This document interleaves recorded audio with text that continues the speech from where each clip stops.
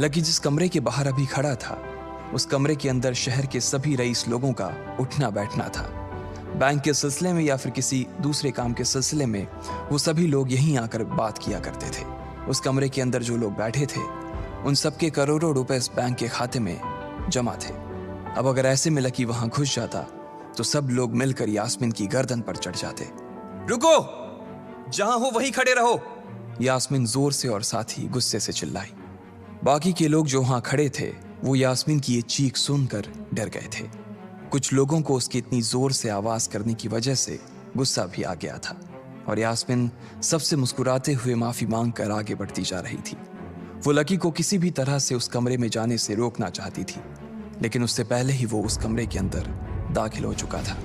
अरे यार, ये आदमी है या गधा? यास्मीन ने अपना ही सिर पीटते हुए कहा और वो भी उस कमरे के दरवाजे की ओर बढ़ने लगी। उसने उस कमरे का दरवाजा खोलने की कोशिश की, लेकिन वो अंदर से लॉक हो गया था।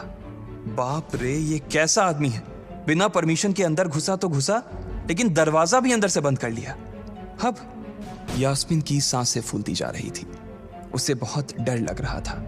उसका जी यह सोचकर घबराए जा रहा था कि ना जाने अंदर लकी और उस रिलेशन मैनेजर के बीच क्या हो रहा होगा।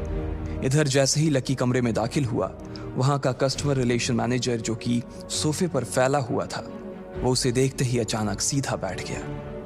हेलो सर, कैसे हैं आप? उसके मुंह से बिना लकी को देखते हुए ये शब्द निकले। उसे याद था कि इस कमरे में कुछ खास लोग ही आते थे और जो भी आते थे यास्मीन उनके आने की खबर उसे पहले ही दे देती थी।